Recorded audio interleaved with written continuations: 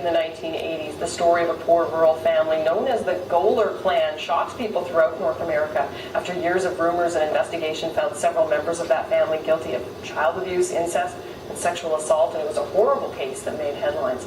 Well, writer Lauren B. Davis heard about the case, and it hit a nerve, and the result is her book, Our Daily Bread. It's a tale inspired by those events, and it's now long-listed for this year's Giller Prize.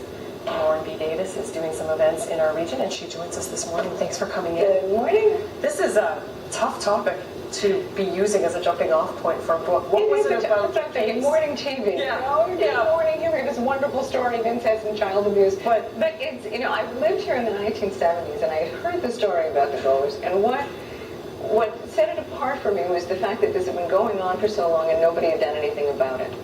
And that the reason people didn't do anything about it, my understanding is that these people were considered them, those people, the other. They were the mountain people. Yeah, what are you going to do with them? That's the mountain. What are you going to do?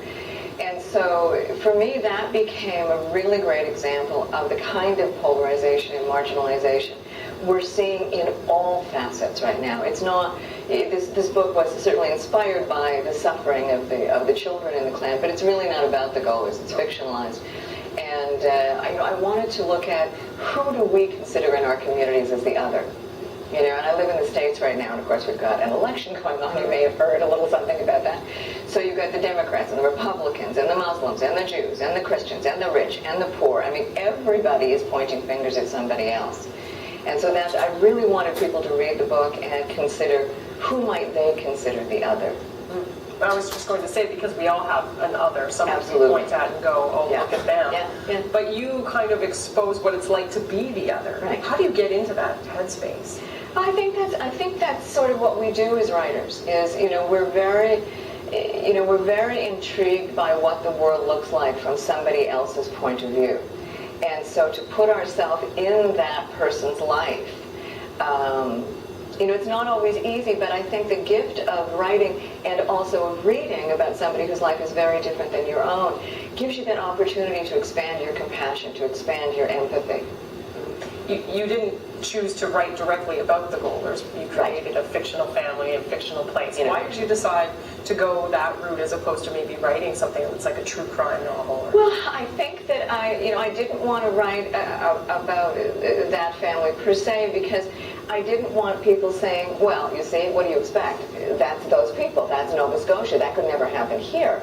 And in fact, what's been interesting is living in New Jersey, I've had people come up to me and say, oh, this is about the Ramapo Mountain people, right? And this is about the Hopewell Hillbillies, groups that live not far from me. And I got a phone call from somebody in Ontario who's quite convinced it's about something that happened in her family in rural Ontario. So this still exists? Oh, sure. This kind of mentality of us and them. Absolutely. How do you, do you want to combat that as an author? Do you want to kind of teach a lesson here, or do you feel like that's not quite your role? I don't know whether, Chekhov said it's not the job of the writer to answer questions, but to properly phrase the question. And I think if a writer does their job properly, the reader will draw their own conclusions. You can read any book as a story to entertain. I hope that people want to turn the pages quickly in this book and find out what happens next.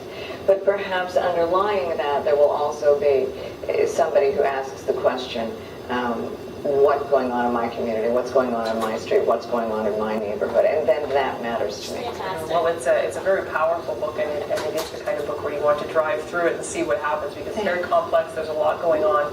If you want to see Lauren B. Davis, she is doing a reading tomorrow night at 7 p.m. at the Inside Story in Greenwood, so you can find out more about the book, Our Daily Bread. Thank you so much for coming in, and again, congratulations on the long list.